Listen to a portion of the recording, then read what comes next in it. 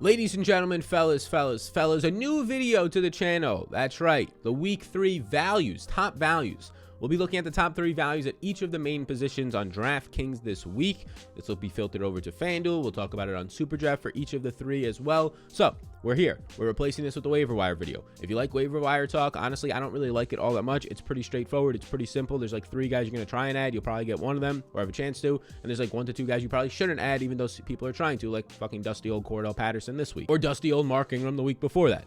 We talk about those guys over on TikTok already, and there's not much that needs to be said after that. So I want to try and get as much value in these YouTube videos weekly as possible, and I don't want to put 3 videos out in a day with the waiver wire one, so this is going to be replacing that. So the top values at every single position, the top 3. Hey, if you like this video at any point here, please do hit the follow button, the subscribe button, whatever you got to do. So let's start with the quarterback position. As you see, they pop up on the screen, and there's the 3: Daniel Jones, Justin Herbert, and Trevor Lawrence. And let's discuss them, and let's discuss the value. What does that mean, that value ranking? So there's projection value and SuperDraft projection. SuperDraft will be sponsoring this show. SuperDraft has $50,000 first, $10,000 first contest, and still the contests don't fill. So last week when the contest filled at 85%, 15% of the field, you beat them just by entering a lineup. That's never going to happen on DraftKings these days because they have such good marketing and they fill their contests. SuperDraft, you have to beat less of the field to win money. So it's fantastic. And it's a legit prize pools with 10K, 50K, 5K, 8K type contests, 2 first every single week over there. Use the code SAL for $20, but we'll talk about SuperDraft as we go through this. So the value is going to be a factor of the price. It's going to be a bang for your buck. So like Daniel Jones, I have projected for 21.2 points. He's not a top 5 projected player for me. He's like my number 8 or 9 projected quarterback. He's a value. He's a GPP type of sleeper. If you play cash, I guess he's involved in that, but what the fuck is cash? But Daniel Jones is the number 2 graded passer according to Pro Football Focus so far in football. He's behind Tom Brady, and then it's Daniel Jones. And that's while playing behind the dead last ranked offensive line in terms of time to throw, and the 27th ranked overall offensive line when you factor in the run blocking. And now this week, he's going to get potentially the best matchup he can for his team's biggest weakness, their offensive line. He's going to get the 32nd ranked pass rush of Atlanta, one that has Grady Jarrett and nobody else. Coming into the year, they looked like a bottom 2 pass rush with the Texans, and yes, they still are. So now he has a good spot here, but his offensive line is so bad that it's still a negative pass blocking advantage according to Pro Football Focus when you factor in the exact personnel on each side. Brutal for him, but he has Sterling Shepard. And when we have a Daniel Jones or quarterbacks on this list for the values, we're looking at GPPs mainly this type of a show, at least for me. You can take this as you will if you want to for cash, but again, what the fuck is cash? So what are your stacking options? Sterling Shepard is your stacking option, your main priority stacking option. Galladay is still out there seeing a good amount of air yards and some targets. So those are your main guys, but he gets Saquon Barkley back for some quick plays. He'll get Evan Ingram hopefully back next week coming off of the IR, short-term IR, instead of Kyle Rudolph, who is not that athletic. I mean, compared to me, Kyle Rudolph is very athletic. He's very athletic. I'd probably still beat the motherfucker in a 10K, but he is not athletic compared to an Evan Ingram or these other types of athletes in the NFL. So Daniel Jones is sort of a sneakier GPP stack this week. It's a good matchup that he's going to find himself in. It's really like, do I want to go to Daniel Jones though when there's 55 plus implied totals? Probably not, but that's the way it projects out. The second guy, yeah, I really do want to go to Justin Herbert. There's a chance he's the highest owned quarterback by the end of the week. My guess is maybe it's a Mahomes or a Murray, one of those 2 expensive guys, or somebody a little bit lower down, or maybe a Tom Brady, right? But Herbert is going to look good. He's a top 5 projected quarterback for me. He's my number 2 value. He doesn't look as good over on SuperDraft. Daniel Jones is actually my highest projected play. As you can see,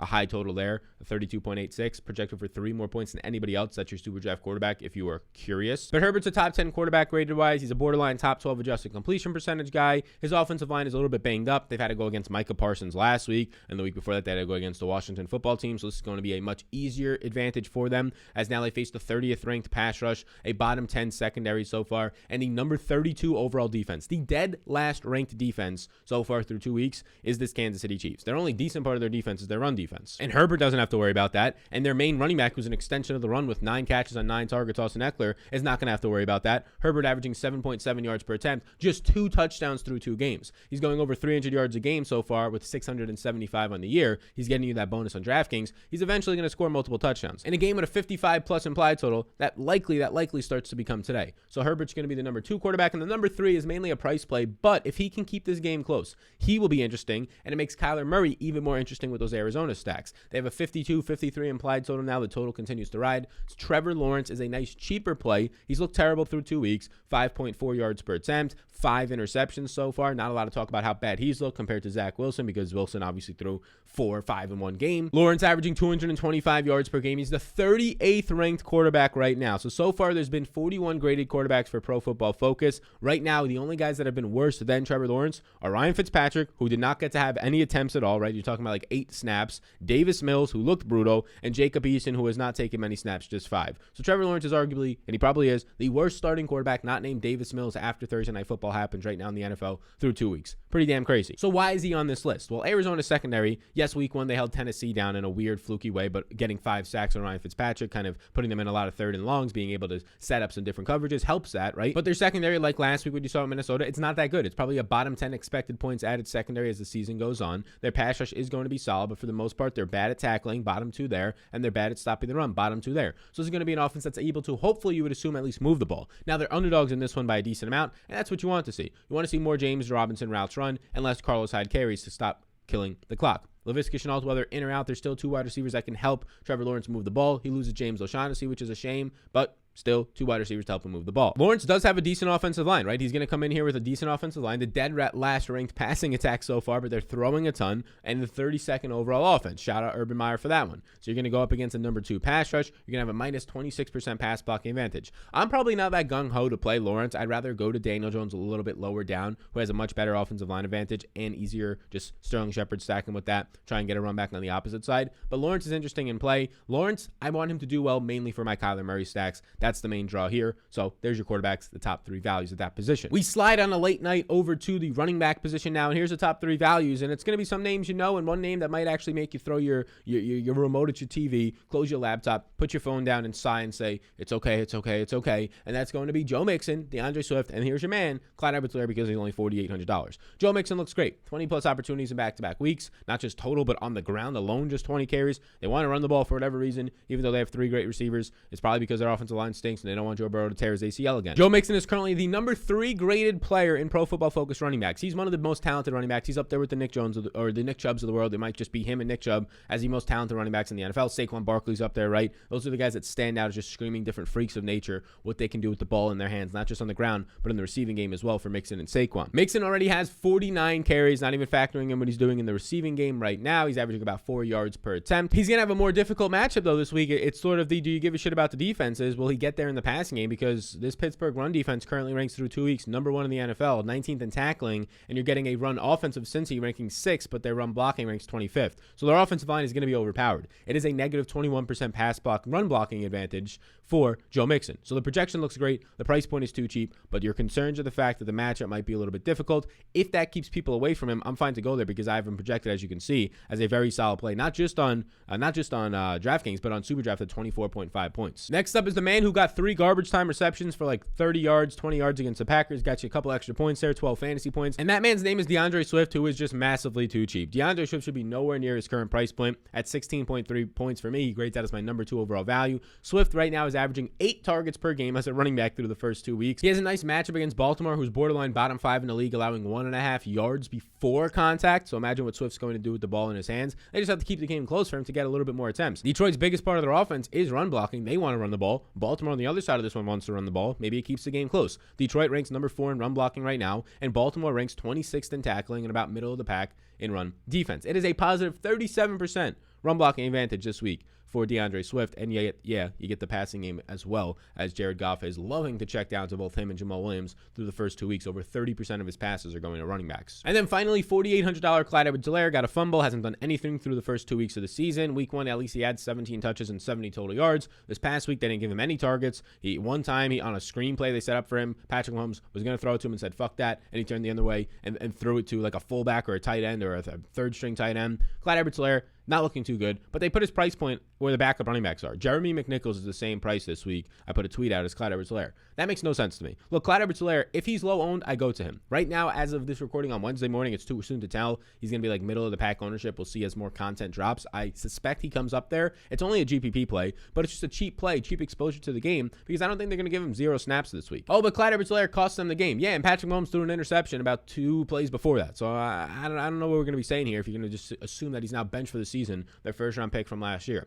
But 13.1 fantasy points, not a play for me over on SuperDraft, but he's a play over on Draftkings because his price point should be at least $5,500, at least $5,600 in my opinion. I was shocked to see $4,800 in the first look. The Chiefs will have a positive 43% run blocking advantage. You just saw Zeke and Tony Pollard take advantage of this Chargers run defense last week. KC ranks 31st though in run offense, but they do rank decent in run blocking, about middle of the pack and 14th. And the Chargers rank 30th right now in run defense, 8th in tackling. So Clyde Edwards-Helaire, it's an ownership play for me. Right now, based on his ownership at 10%, I'm fine putting him in my game stacks. I'm not stacking him with Patrick Mahomes, but it's more so if you're stacking up Justin Herbert, you run him back on the opposite side, say with a Tyreek Hill and a Clyde Edwards-Helaire for the cheap because you can just fit him in there. Makes the stack work. And now before we get to the running backs, I want to let you know about the sponsor of the program, and that is going to be SuperDraft. And here's their offerings for this week's main slate. I mean, these are a lot of great contests. $50,000 to first, $10K to first, $5K to first, $5K to first, right? And here's the thing. Now, it's very early, but last week, this contest only got about like 8,000 to 9,000 people in it in some of these contests. So what does that mean? That means if the contest is only filling at 80 to 90%, let's say it fills at 80% this week, right? 80%. That means 20% of the field doesn't fill. That means if you enter a lineup and it scores 1 point,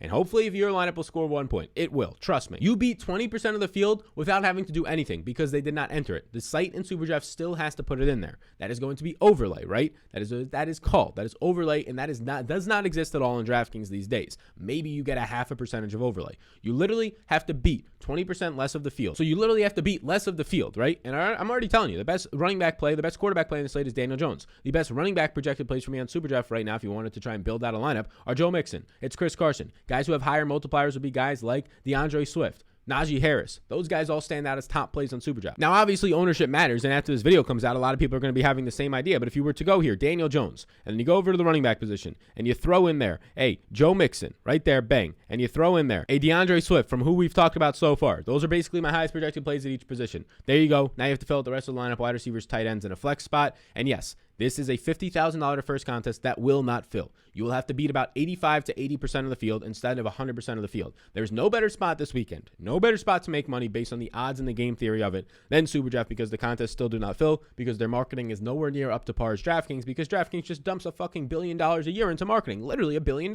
So if you want a free $20 to start off on SuperDraft, your first deposit, you could use the code SAL. They'll give you a $20 credit along with that. So thank you. Go ahead, check them out. I'm telling you right now. I've been playing over there. It is a good spot to go, especially on showdowns. There's like $8,000 to first, and those contests never fill because nobody's pumping SuperDraft on a random Thursday night. And even better, nobody's thinking about SuperDraft on a Sunday night after all the main slates. They're trying to chase their bets on Prize Picks. They're trying to chase their bets over on DraftKings with lineups. They don't think about SuperDraft, and that $5,000 to $8,000 first contest fills at literally like 65 to 70%. So go check it out. Let's now slide over, transition to the wide receivers. The top wide receiver values are currently on the screen. It's going to be 2 value plays and a stud that should be priced as a sub, but he's not. So the first one we can talk about is KJ Osborne, Cooper Kupp, and McCole Hardman for those of you that are on the podcast right now. So let's start with KJ Osborne. Osborne, I thought was maybe fool's gold last week. I saw he ran 47 routes. I saw that they were playing Arizona, so they're probably playing from behind. I should have thought better of it. I had him projected out decent, like 7 to 8 fantasy points, but now I have him projecting out for double-digit fantasy points at 10.9. He scored the big touchdown, but it wasn't just a deep touchdown. He still saw 5 catches. He still saw a decent target share. He now has an ADOT of 7.7, which is solid. It's a spot where there's some upside with that ADOT, averages up to target, but also a high completion percentage, seeing 6 targets per game through the first 2 games. He has a solid matchup this week, no matter where it looks like, and he's probably still going to go out there and run at least 35 routes. They're probably going to have to throw the ball a ton, leading to probably 5 to 7 more targets for KJ Osborne, and the price point hasn't adjusted. At this point, KJ Osborne is a highly producing third receiver on Minnesota who clearly has to throw a lot in these games with high team totals, should be at least 4K. Probably 4,400 to 4,600, maybe even 4,800 would be a fair price point. KJ Osborne is going to have at least a 5-pound advantage on all of the defenders of Seattle this week. So the Osborne value is mainly a factor of the price, right? He's so cheap. It's not really a super draft play. He's just so cheap at 3,500, and it projects out decent for you. Like, it's the top value for a reason. But number 2 is just, it's just throw your hands in the air like you just don't care. The party here, Cooper Kupp, our number 14th ranked receiver coming into the year, and he's looking fantastic. The number 1 overall receiver in fantasy right now. Look, Cooper Kupp is way too cheap. Based on my projections right now, Cooper Kupp should be about $7,500. He's $6,800. Cooper Kupp is my second highest projected player, only behind Tyreek Hill right now, and I might even have to nerf it. Like, I nerfed it a little bit just based on the fact that they're playing in these high total games with his high target share. Like, his target share is insane right now. I do think that balances out to Tyler Higbee and Robert Woods and maybe some running backs as the year goes on. So when you nerf that down a little bit to try and expect him to not have this insane 30+% target share, well then yeah, it does look a little bit better or a little bit lower of a projection, but but it still makes him my number 2 overall value right now, averaging 10 targets per game, has an 8 out of 8.9, getting deep targets and intermediate targets. This is him playing 75% of the snaps out of the slot. He's absolutely dynamite right now. The best guy they could potentially put on him is like Ross Cockrell. Like, this is just such a good matchup for Cooper Kupp yet again, but also Robert Woods if you're looking for leverage.